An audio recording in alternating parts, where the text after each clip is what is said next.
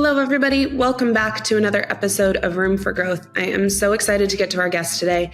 We are going to talk about loyalty, but like capital L loyalty, not just what we talk about all the time on this podcast, which is how do we create meaningful brand experiences and drive customer loyalty.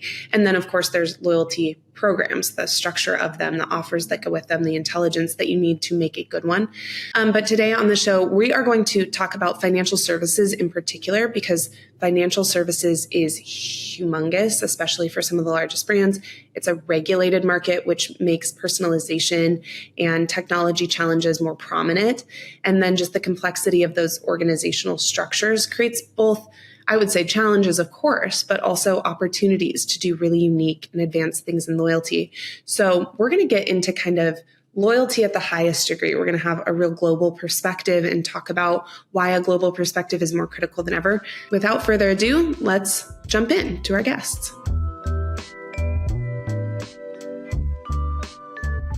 Hello, everybody. Today I have two wonderful Willow Tree colleagues with me, and we are talking about loyalty. And hopefully when I say we are talking about loyalty, your response is, Billy, of course we're talking about loyalty. We have listened to this podcast before. We know what Room for Growth is all about. It is about customer loyalty and how as a brand you can build an engaged fan base and build loyalty for your brand through all kinds of tactics. So when I say that we are talking about loyalty, what I really mean is we are talking about big loyalty, meaning if you are one of the largest brands in the world, you are primarily a global brand where most of your revenue is coming from global audiences. And you are trying to think about all of the elements of how you create loyalty among your customers. What are the components that you need to consider? So we're going to primarily focus on financial services because I think financial services loyalty is particularly complex. A, because it's a regulated market. B, because customer trends are just quite different and what they expect from a financial services brand is different. So when I say that today we're talking about loyalty, what I mean is we are going to talk about some of the largest and most complicated loyalty programs that exist, how to do them well, how they're evolving, and how we think about global scale at a company like Willow Tree. So I have two of the best and brightest with me for this topic to help tackle it from a multi-perspective lens, and I am going to let them introduce themselves. So Kate Gallaher, tell us who you are and how you ended up here today on this podcast with me. Hey, Billy, good to see you. Long-time listener, first-time caller, and honored to be on the podcast today. So for me and my kind of career projection, what I do at Willow Tree, I lead our financial services practice. So for us, that means anything from payments to retail banking, wealth management, and insurance. So really covering kind of the gamut of everything that you would see in this space. Career-wise, I, prior to this, was a consultant, so really worked at the intersection of technology and strategy and kind of how those two things have to be so interconnected to drive the right outcome for organizations. Caitlin, welcome back to Room for Growth. Remind us who you are and tell us what you're going to be focusing on sort of sharing today around customer loyalty. Yeah, hi, Billy. So good to be back. My name is Caitlin Watson. I'm a partner of marketing services. So what that means in form and function is I get to lead our marketing services team here. A big piece of what we do surrounds loyalty. So thinking about loyalty programs, personalization, loyalty messaging, go-to-market, overhauling loyalty programs, advancing them, really kind of in and everything that a brand might need to reconsider about how they're connecting best to their customers. I get to lead a variety of clients across all industries, financial services being one. I get to work with Kate quite often, which is always so fun. Other services I work in are QSR, CPG, e-commerce, streaming, which is a really interesting industry kind of on the cutting edge of loyalty and thinking about how to re-engage cord cutters in an interesting digital age. So excited to be here today and bring some industry knowledge about loyalty and all best practices. Awesome. Kate, talk to us a little bit. We work with primarily large enterprise, and sometimes those brands don't love to have their name just sort of dropped willy-nilly on a podcast. But give us a little bit of a sense of who we work with at Willow Tree to just give folks a sense of the scale of brand and the broadness of deep expertise across financial services. Yeah, so like you said, we do such mission critical work with our partners. And so I wouldn't necessarily want to kind of reveal all of those where I'm not able to, but we do feel, or I personally feel privileged to be able to partner with brands that you would see at the top of your wallet that are in the credit space, in the payment space, but also doing really, really interesting things outside of that in travel, for example, in dining and entertainment. We have the privilege of working with over half of the top 10 banks in America, over half of the top 10, 15 banks in Canada, and even some of the top banks across the globe. Outside of banking and payments, though, we also cover, like I mentioned, wealth management. So it's the top 3 wealth management organizations in the world we get to partner with, and then also insurance. So each of those kind of subsectors of the financial services space are quite different in a sense, but as we tie this into loyalty, and as Caitlin said, we have the privilege of working together, you'll see that some of those trends and some of those needs really across, whether it's B2B or direct to consumer, across those brands that we work with in payments and credit, banking, insurance, wealth management, start to converge. And so we get to draw from kind of all of those experiences across the entire industry. So with that, I want to talk just a little bit about some of the trends and evolution that we are seeing in loyalty programs today, particularly in the financial services sector. So what are some of the factors that are really driving the need to differentiate loyalty today? This is such a big topic where more and more frequently brands are investing in their loyalty programs and in their approach to customer loyalty and even their rewards.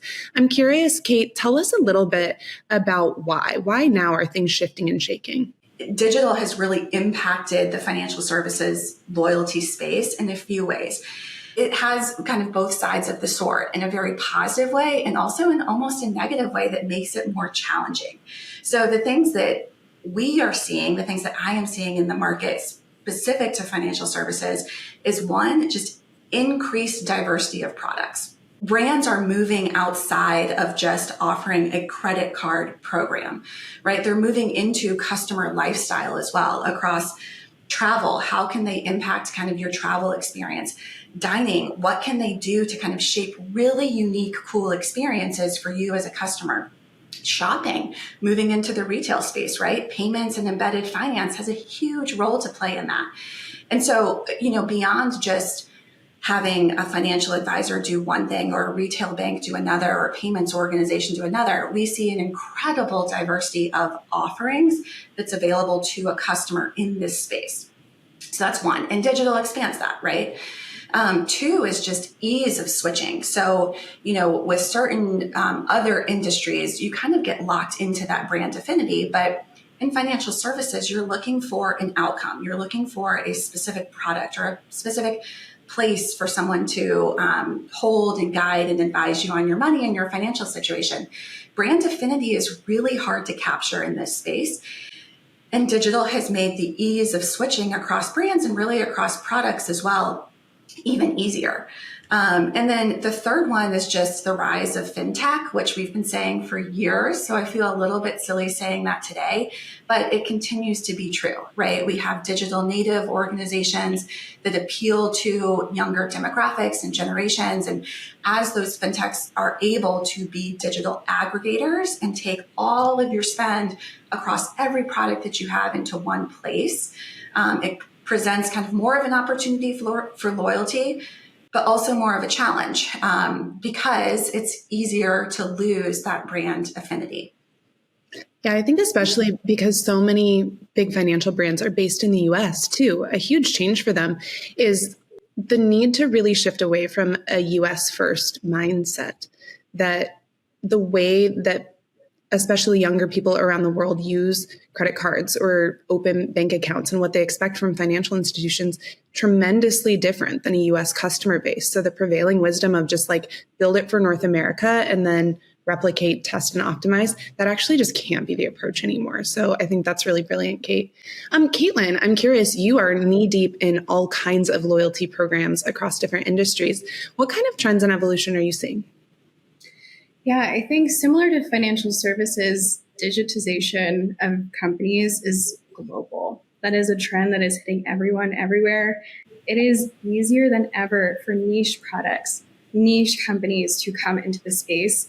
Actually, an interesting company I was looking at the other week, Built Loyalty, is a new kind of credit card provider, loyalty provider, all based on gaining points for paying one's rent with their specific credit card. So really the ability to appeal to a specific generation or audience or cohort of users is easier than ever. So big brands that we work with are kind of struggling to understand, how do they diversify? How do they appeal to masses and kind of historical audiences that are in their databases without losing the things that make them so special and have made them successful over the years?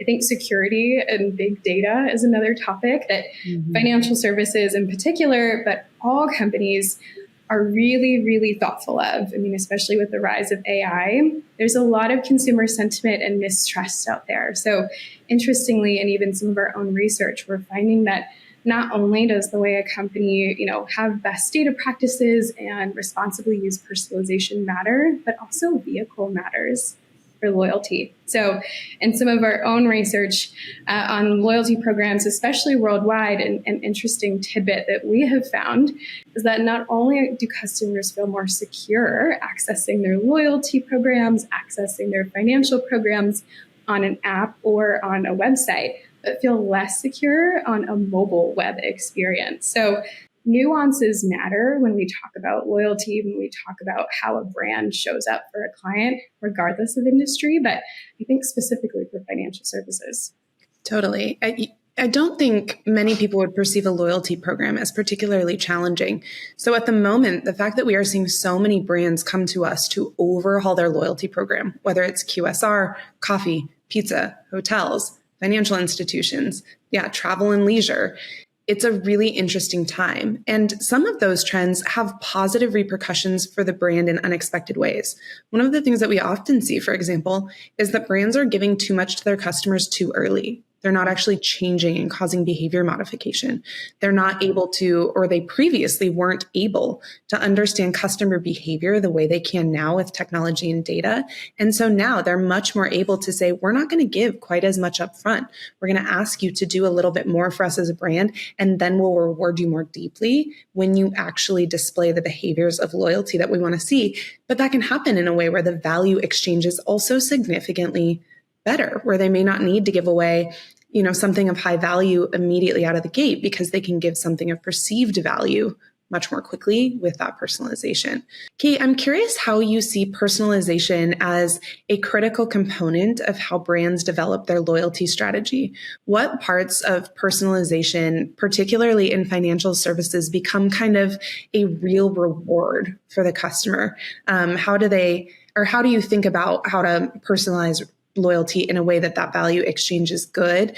And how do expectations of the customer to have personalization in their loyalty program differ across industries or markets? That was kind of a big one, but let me throw you get us in the same field together, and then we'll explore more details. Yeah. So before answering that question, because it's a big question, right? So you hit on a little bit of what does personalization look like? What's the expectation of personalization in financial services?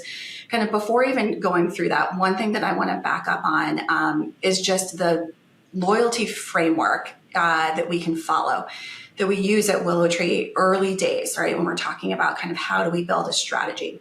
So this 3R framework, right? It starts with reminder. So you need some sort of trigger to engage with the customer to say, oh, I need to take some sort of action. Then the second one is routine. So you build routines, you build behaviors, you need data to understand what those behaviors will be, but also to influence and drive what that behavior should be or what you want it to be in your loyalty program. And then comes the reward, which is something you asked about, Billy. So across each of those, we have the opportunity to drive personalization. So that's why I wanted to kind of center on that framework first, right?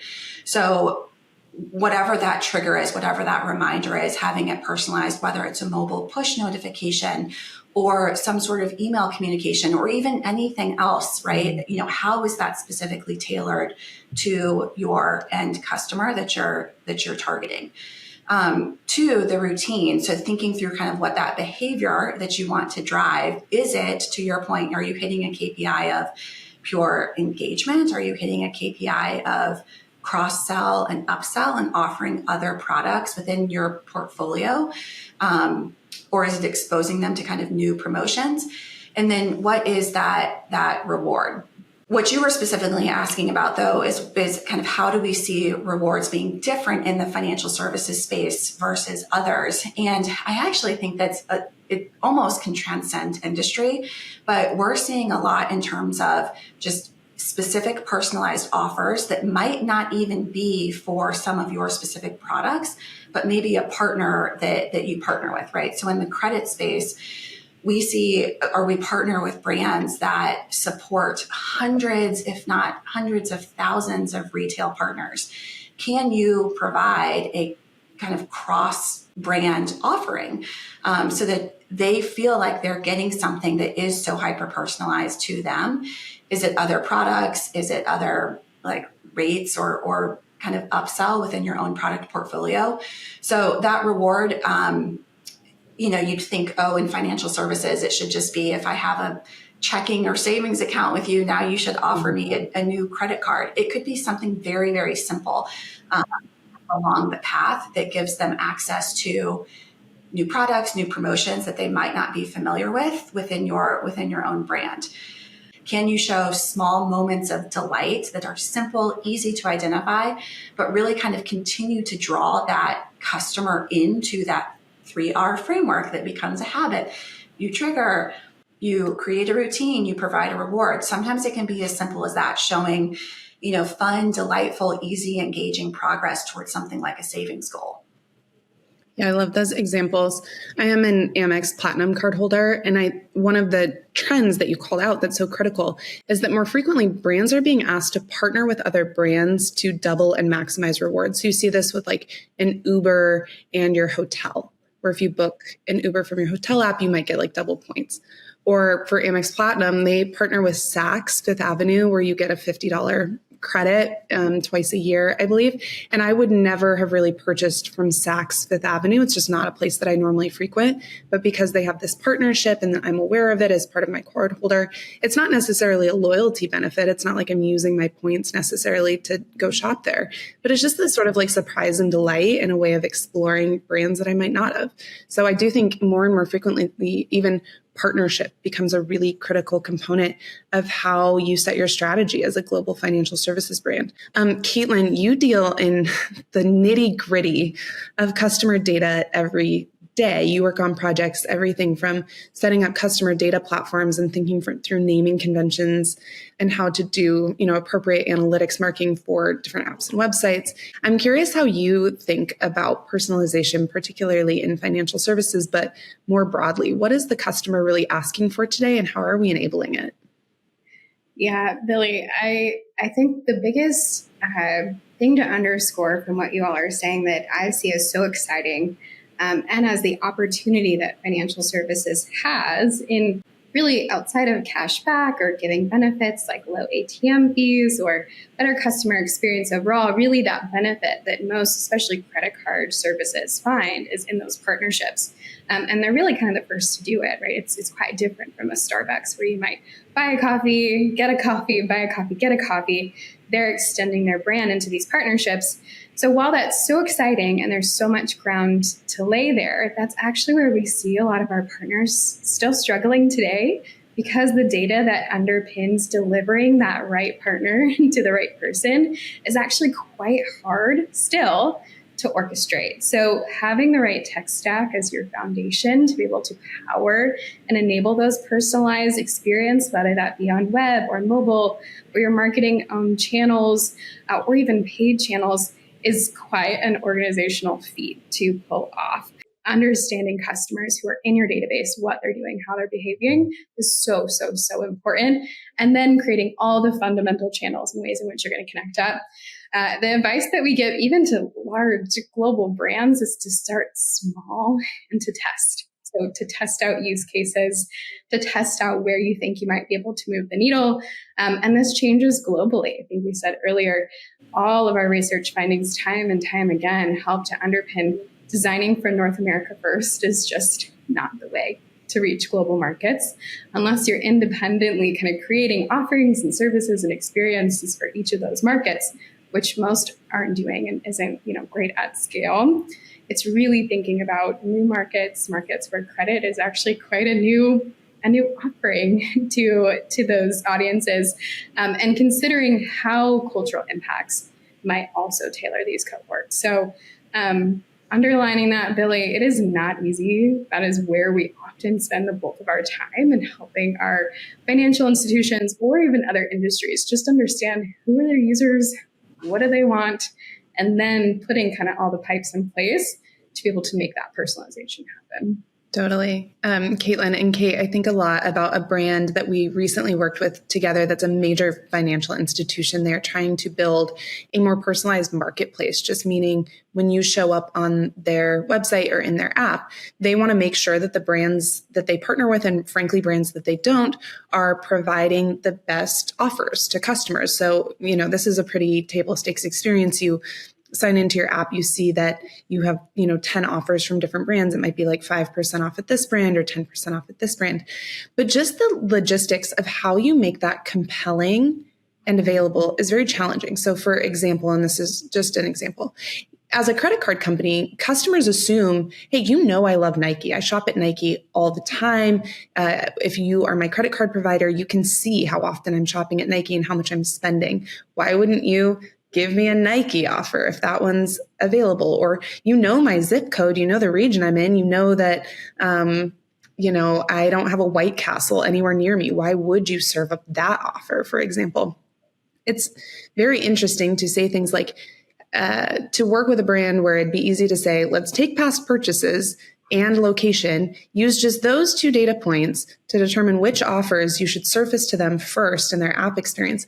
But then the complexity behind that, it's just an absolute iceberg. Like the data complexity of that is so much greater than, our friends in IT right now are like cheering. They're like, yeah, exactly. That's exactly right. We've been saying this for years, but it's really complicated. And then on top of it, we have to help empower our clients to take data that says, hey, here's the cohort of people who love your brand. Here's how often they're shopping. Here's what they're spending. Here's their average spend. Can we work together with your marketing team to create a compelling offer that then we're going to put in our marketplace? That's just a lot of cohesion across different teams and technologies, which is why I'm going to ask Kate a question, because Kate, you are kind of the queen of taking really complex, really ambiguous challenges and reminding our clients that the experience has to be simple. I'm curious how you think about taking something so big and so vast and turning it back into a simple, compelling experience. Well, maybe you call me the queen because although I work for a digital agency that started as a mobile agency way back in the day, I hate apps, Billy. I hate mobile apps. I don't like to be over indexed in the digital space. And so therefore, like the way that I think about it, I need something that is so simple and so easy to use that it continues to build. Like I was talking about that, not to go back to frameworks, but that 3R framework of kind of what we're seeing and building those routines. It needs to be so simple, so clean, so easy to use. So to your question, taking complex problems and simplifying, it sounds like that would be a simple process. But for us, kind of what we do and what we work with our partners on is a few things. Understanding, like you mentioned, understanding your data, where it lives, how you can use it, which a lot of times, as Caitlin was articulating, requires significant investment in pulling information out of legacy systems to be able to compete with those organizations that are unhinged and unburdened from those legacy systems.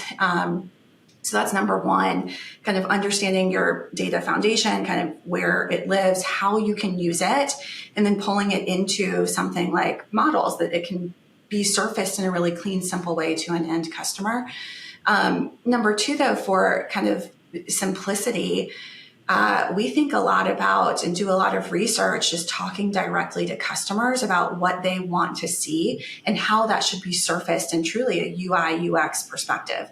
So to your point, like with the marketplace example, rather than kind of going and scrolling extensively to try to find the right offer for myself, can we use machine learning models and AI and the data that is able to be stitched together? Although, like you said, there's regulation and restrictions on that. But can we use what we have to kind of surface the most relevant thing at the most relevant time and do test and learn to identify what the customer is responding to, what I'm responding to, right?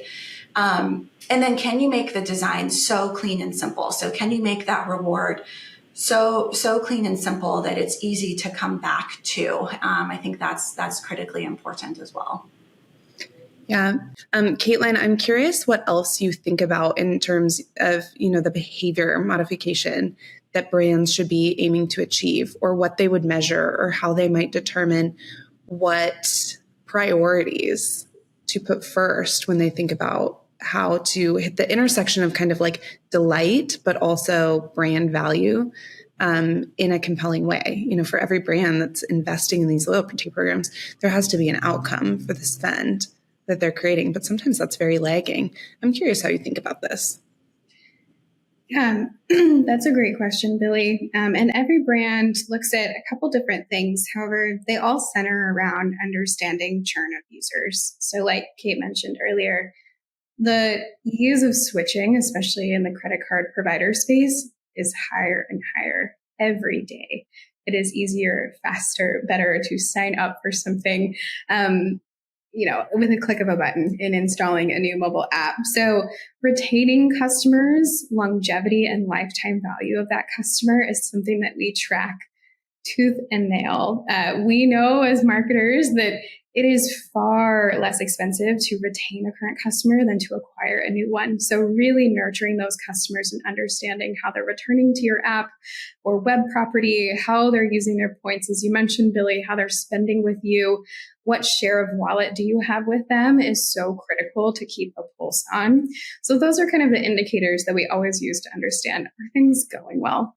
The second thing that we always think about is actually financial impact to the company itself. So something that we hear a lot from our clients are that they, while maybe it's retaining customers and customers are, continuing to use and love their loyalty program, it might not be financially sound for the business. So understanding if they're giving away too much, if they're not giving away enough, if it's eating in their profit margins of customers who would have bought that item regardless, of kind of this habit that we're trying to build. So understanding that fine line between balance is something that we often help our clients think about, and restructuring or taking a hard look at their current loyalty program. So wanting to make sure that we're kind of, equitably considering that customer first approach and how we're designing, developing experiences, but also understanding how it fits within the business model and how we can be thinking about others that are coming into the space. One of the things that is especially challenging, but also a huge opportunity in financial services, is the fact that large financial services brands are often B2B, they're B2B2C, they're direct to consumer. They have a number of different products. That means they might have a relationship with their B2B partners that's really dependent, where the end customer for them is that business. Or maybe that, business partner is just a conduit ultimately to the customer. Or perhaps they're building products that directly introduce their brand to the customer. And they have to think about how all of these various relationships, products, and consumers help them grow, help them create unique experiences, give them, of course, technology and customer data platform challenges. God bless all of our financial services clients who have helped with CDP implementations. We are thinking of you right now because we know how challenging it is to integrate across all those spaces. But Kate, how do you think about those different relationships, those different kinds of business constructs, and relate that back to the opportunity in loyalty? Really great observation. I'm glad you called that out, Billy, because so many of our partners, particularly in the payment space, for example, and even in banking as well, their customer is B2B. However, that customer is B2C. So many times we have partners and clients that we work with that sit really squarely in that B2B2C space. However, much of their KPIs today and the data that they can gather is on the B2B side. But ultimately, the ultimate kind of sale is in that B2B2C side. And it's really easy for us, as we've been having this conversation, right, to think about ourselves as the end consumer and what we kind of want in our loyalty rewards program with cash back or travel or whatever it is. But where we see challenge, but also opportunity, is many of those players operate in almost like the white label platform space. So that's where we also have cut our teeth, right? So how do you build a platform that is going to be best for the financial services organization's direct customer on the B2B side, but also enables them to have a really powerful experience for an end consumer like the three of us, right? So for us, there are a few things that matter. None of these will come as a surprise. And Caitlin, I'll pass it to you in a second to talk about the technology side. But number one is kind of building that unified platform that's highly scalable. And so we're able to do that. I know when I say that, everyone, unless you're a fintech, starts thinking about, well, legacy systems, disparate data, siloed organization, et cetera, right? And we get that, we understand that, and we manage and work through that every single day. But there's still the ability to architect a really thoughtful platform that does drive unification for the B2B space that then sells to end direct consumer, but unification, scalable global platforms. And there's kind of thoughtful technology considerations as well, which I could speak to, but honestly, I think, Caitlin, you're probably best ingrained in that space to hit. Yeah, Kate, I mean, you are absolutely right. Legacy systems is something that we talk about day in and day out in our financial services client space. Traditionally, there's something built, especially in this space, with security in mind. So scalability and the thought of moving to something to empower those white label solutions is quite scary. It takes a lot of time and effort and energy, but we find that the clients of ours that do are the ones leading the pack, because we know that B2B space, that B2B2C space is so important. Users like us are expecting those customer experiences that you might get from a retail brand or something else that's in your wallet, in your life. So as we think about scalability and flexible kind of design, CDPs are usually the place that we start. Helping to migrate to something that is best in class, that's really cutting edge and can sync up to loyalty experiences is key here.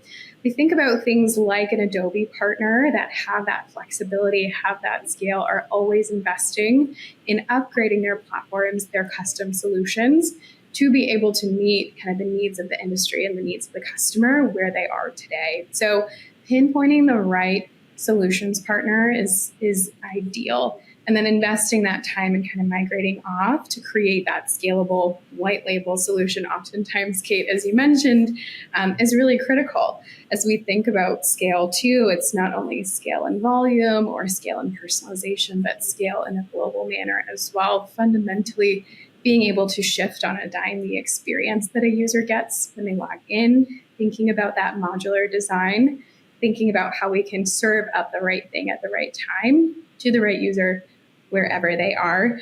Sounds easier than it is, but investing, taking time to really go through a thoughtful process of evaluating CDP vendors, marketing technology vendors, website platform vendors, CMS platforms, it's so critical. And then creating those custom pieces along the way where you need to connect those disparate systems, even if just for a time, to kind of migrate onto something best in class is critical. Caitlin and Kate, you are two of the smartest people I know in this space. And yet I will say that in Willow Tree, we often have robust discussion and sometimes even disagreement about what's the best thing to start with, particularly when we're bringing in global audiences, because often it's really easy to just be like, North American audience is huge, start with North America, build for them, and then scale out. Like that's prevailing wisdom. I'm really curious just for a moment, because I'm feeling spicy on this, Wednesday afternoon. Let's talk about some of the ways that we often disagree as we move from brainstorm into ideation, into customer research about how to approach global loyalty and where the best place is to start. Well, Billy, a hot take I was actually just discussing with some of our design team the other day. As we think about designing UI and experiences for customers, especially in the kind of fintech space that really lives on these partnerships. So bringing in offers and rewards and promotions and discounts, travel points, all into one space for one customer. As we're thinking about design systems, how we label those. Oftentimes, we will find when you log into a major credit card provider of yours, there'll be a little promotion space and a little travel rewards space. And we really kind of create these artificial buckets for how we think about offers and rewards and self-label them, often, in my opinion, from a very business-centric mindset of how those things come back to us in the business, how we get those deals. But in my opinion, they are not customer-centric. I think a player that's doing this really well in this space is actually Affirm. I have a Peloton payment through them. I'm often in their app every month, paying off my Tread Plus. One of the things that they do really well is to tear down all of those silos. So there is no meaningful difference in the way that they have design systems and the way that they talk about these things. It is all brand focused and brand focused in a personalized way. So me, as Caitlin, I come in and I see things about Nike, I see concert experiences. All of those are kind of missing the labels that as companies we tend to put on them.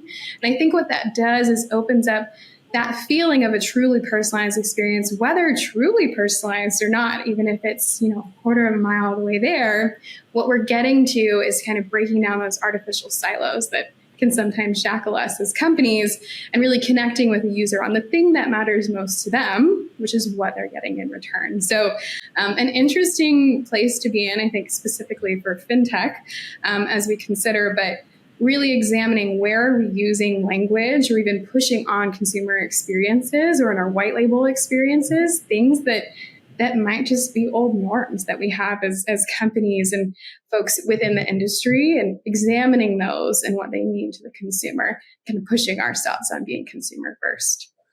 Yeah, I love something you said there too, Caitlin, what I continue to reinforce across all types of clients, which especially in the age of AI, language is more important than ever. Language is how humans decipher, can I trust this? Is this offer coming to me something that I can believe in? So there's, of course, the relevance of it, but oftentimes language is just critical to get right. And foreign language translation, if you're offering something blanket as sort of a UI template, and then you're populating it with something personalized, is a place where we see brands get this really wrong. It could be as simple as the word mobile versus mobility, which is like a US-Canada difference, for example. But it could get into like, is this person a Spanish or a Portuguese speaking customer living in Brazil or living in Portugal? And how do you make sure that you get language right? That drives meaningful conversion change and meaningful change in terms of just loyalty to a brand and understanding. And it's often very expensive to figure out how to get right. So I always think about that one on top as well, is like, what is going to be our language generation component here, and how are we going to create compelling content that still has a bit of that local flavor at scale? Kate, I'm curious if you have any that you're thinking about. Yeah, well, so while I, on paper and as a thesis, I completely agree with everything Caitlin said. And like she said, we're, teammates in this. But at the same time, like, let's not forget that there are many organizations that started well before Affirm, right, that have kind of structured ways in which they need to go get business case approval for how they get funding for certain things, like everything we've been talking about, right? Like building the unified scalable platform, and using the right MarTech stack to drive, future enablement. And so, we have to give a little bit of grace to some of the brands that we see out there. However, Caitlin is not wrong. She's dead on, right? That like you as a customer, so even in the B2B2C space, really thinking about that customer need, like they aren't thinking about the business case that had to go be approved to get, funding to build platform X, Y, and Z. And so therefore I think that we have healthy, contentious dialogue on what is that intersection between driving business KPIs and then also having something that is user-centric, backed by data-driven research that all of our PhDs do in the background. But it's intentionally healthy contention, right? And so I think that it's even kind of rethinking the KPIs that we're driving towards and ensuring that those outcomes are the right ones. Because I come from a business background, right? Like I spent decades in consulting. And so you see at the top level, just kind of what the conversation is for risk management, risk mitigation, and kind of how we're thinking about ROI on a lot of the things that we've talked about. Globally, though, I think you raise a wonderful point, Billy, that part of what we see organizations kind of where they end up missing from where they start off is not investing, although I'm talking about kind of building the business case, but not investing early on to understand regional differentiation and regional different needs, right, of the end customer, or even of kind of what the different KPIs should be. So there's commonalities, right? We've talked about kind of routine, reward, and kind of how you drive that loyalty. There's obvious commonalities that our researchers find across regions. They, folks, no matter where you live, love cash back. They love kind of focus on offers and promotions on essentials. People, regardless of region, like to travel is what some of our research, our early research kind of starts to find cross geo, but kind of ensuring that we're always bringing it back to that data, but then also kind of understanding what KPIs are we trying to drive, because that, to Caitlin's point, can kind of shift us away from being end user centric, correct geocentric, kind of cross geography centric. And so sometimes those need a challenge as well. Healthy challenge, of course, but challenge as well. Totally. Yeah. One of the things I love so much about Willow Tree is it's one of the few places where you can take an analyst and somebody who's a CDP expert, a designer, a researcher who's done global research, people who have worked on 10, 15 different brands across different spaces. And they can say things like, hey, when we worked on QSR, one of the offers that we saw work really well for loyalty was something geolocation based. Can we take geolocation and think about how to apply it to a major credit card, and then have a solutions architect who's really thinking about how you would create a backend system that would support that and what would be required from engineering so that we can even have that business perspective to say, hey, yeah, if we were going to reach this segment of people and we're going to size them to be this many, it would have to create a change in behavior of X to even make the investment in the labor worth it. Like we can have those conversations relatively quickly in a small room to bring perspective that's really deep. Unfortunately, so many brands in their day-to-day, they don't get to cross silos like that. They don't get to stop and consider in a really cross-functional way what might be new, different, best way to approach things. So super interesting. Caitlin and Kate, it has been wonderful to have you both today. We could talk about this forever because it is truly some of the most complicated challenges that we deal with is how do you take an incremental but simultaneously impactful approach to thinking about some of these major challenges at scale in a global ecosystem. But love the perspective that you both have brought to this monumental task. Thank you for being here today, and I hope you have a wonderful rest of your day.